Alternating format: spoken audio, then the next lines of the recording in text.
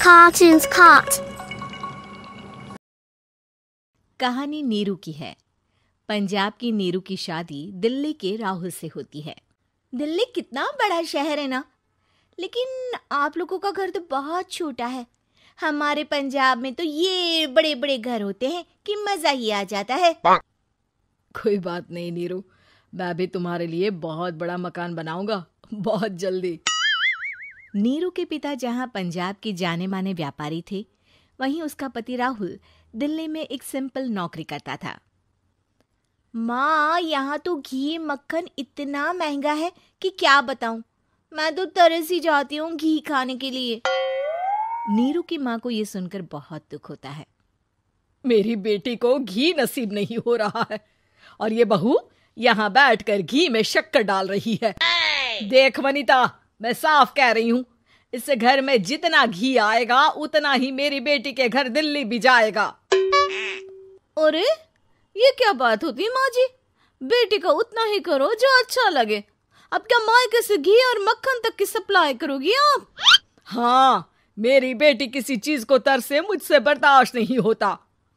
अब क्या था, नीरू के मायके में 2 किलो घी आता तो 2 किलो दिल्ली जाता नीरू के पास। एक दिन, माँ बड़ी गर्मी पड़ती है दिल्ली में। इस घर में तो एक ही एसी है और वो भी ड्राइंग रूम में। सारा परिवार एक ही कमरे में सोता है। हाँ बेटा, वो तो हर घर की कहानी है। यहाँ भी एक ही एसी है। अरे बिल इतना आता है कि क्या बोलूं। तभी वहां राकेश आ जाता है। माँ, थोड़ी देर में यहाँ कुछ प्लम्बर आएंगे मेरे कमरे में एसी लगाने। जरा ध्यान से लगवा देना ना माँ। ओए, ऐसे कैसे तेरे कमरे में एसी लगेगा? हाँ राकेश, एक बार बात तो कर लेता। अरे पापा, वो वनिता को गर्मी में नींद नहीं आती। ड्राइंग रूम में सबके साथ सोने में वो अनकंफर्टेबल है, इसलिए। अरे पूरे परिवार के साथ वहां तेरी बहन नीरू भी तो सोती है। वो नहीं हो रही क्या अनकंफर्टेबल? समझ रहा है ना? अगर एसी लगेगा तो एक दिल्ली में तेरी बहन के कमरे में भी लगेगा, तभी तू लगा सकेगा। राकेश वनिता को सारी बात बताता है। वनिता करती भी क्या, मन मार कर बैठ जाती है। माँ, ये लोग ठीक नहीं है, क्या करूं मैं? अरे बेटी, यहाँ आ जा, तू यहाँ आकर रह ले। अरे छोड़ दे ऐसे पति को। कैसे छोड़ दूं माँ? समाज क्या कहेगा, लोग क्या कहेंगे? वैसे भी मेरा एक बेटा है मयंक।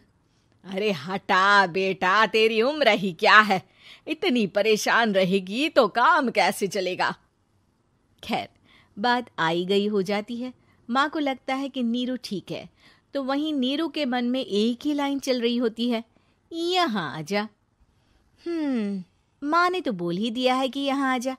बस मयंक थोड़ा सा बड़ा हो जाए, इन गरीबों को छोड़कर मैं वापस माँ के पास ही चली जाऊंगी। वो इसी सोच में बाजार में चल रही थी कि मैम, आपका दुपट्टा जमीन को छू रहा है।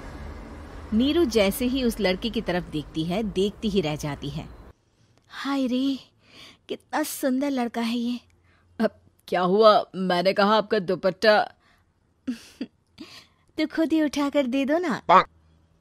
लड़का समझ जाता है कि नीरू उस पर फिदा हो चुकी है। वो उससे उसका नंबर लेकर चला जाता है। अब क्या था, नीरू और रोहित में लगातार बातें होने लगती है। मैं हरियाणा का रहने वाला हूँ, यहाँ एक बड़ी कंपनी का मैनेजर हूँ। अच्छा, और कितने बच्चे हैं तुम्हारे? बच्चे? अरे मेरी तो शादी भी नहीं हुई है। तुम बताओ, शादी करोगी? नीरू शर्मा जाती है। अब लेकिन मैं तो पहले से ही शादीशुदा हूँ। मुझे फर्क नहीं पड़ता, बस तुम शादी कर लो, भाग चलते हैं। बहुत पैसे वाला हूं मैं, हमेशा खुश रखूंगा तुम्हें। नीरू रोहित से मिलकर सारा प्लान बना लेती है और फिर एक दिन घर से भाग जाती है। दोनों शादी कर लेते हैं। शादी के बाद, क्या बात है नीरू, तुम्हें परेशान सा देखता हूँ, सब ठीक तो है ना? हाँ, सब ठीक है।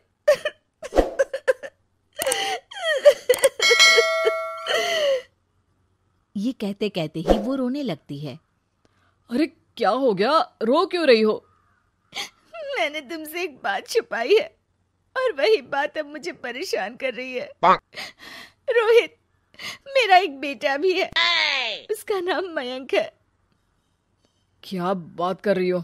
ये तुमने मुझे पहले क्यों नहीं बताया? देखो नीरू, मेरी माँ को मैंने ये नहीं बताया है कि तुम शादीशुदा हो। बच्चा मैं मैनेज नहीं कर पाऊंगा। नीरू को समझ में नहीं आता कि वो क्या करे।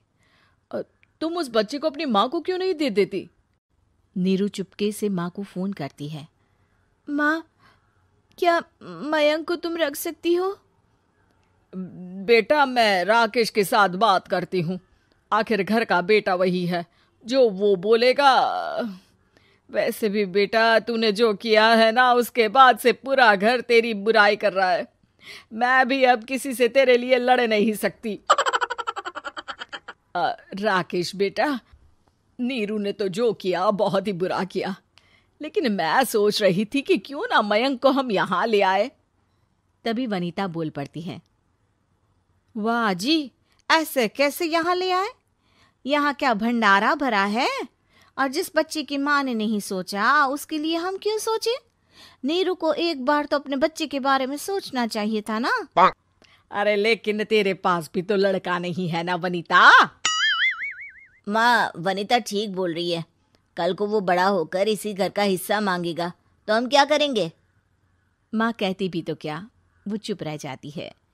वहीं नीरू का पहला पति कहता है। माँ, अगर आज भी वो वापस आ जाए तो मैं उसे माफ कर दूंगा।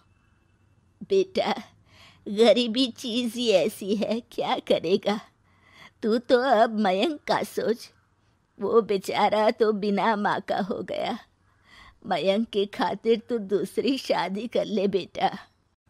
लोगों के लाख समझाने के बाद नीरू के पहले पति की शादी रिद्धि से हो जाती है, जिसके पहले पति से 2 बच्चे होते हैं। देखो जी, मैंने शादी सिर्फ बच्चे के खातिर की है। मैंने भी शादी सिर्फ बच्चों के खातिर की है। वहीं नीरू के दूसरे पति के मन में ये बात घर कर जाती है कि नीरू एक मासूम बच्चे को उसके खातिर छोड़ कर आई है। अब देखो नीरू, मुझे लगता है कि जो औरत अपनी कोख का बच्चा छोड़ सकती है, वो तो कुछ भी कर सकती है। कल को तुम्हें मुझसे अच्छा कोई मिल गया तो तुम तो मुझे भी बाय बाय कर दोगी ना। नीरू को अब उसका दूसरा पति ताने देना शुरू कर देता है। तंग आकर नीरू उसके यहाँ से भागकर अपने पहले पति के पास चली जाती है, लेकिन ससुराल में क्या लेने आई है नीरू, मयंक को? नहीं नहीं सासू माँ, मुझसे गलती हो गई, मुझे माफ कर दीजिए। नीरू, अब वक्त खत्म हो गया है, मेरी शादी हो चुकी है। तो छोड़ दो ना उसे, हमारा बच्चा है। मैं आपको अपनी माँ नहीं मानता। मेरी नहीं मान तो बात अच्छी है। नीरू मयंक की बात सुनकर समझ जाती है कि उसके पास अब ना आसमान रहा ना ही जमीन।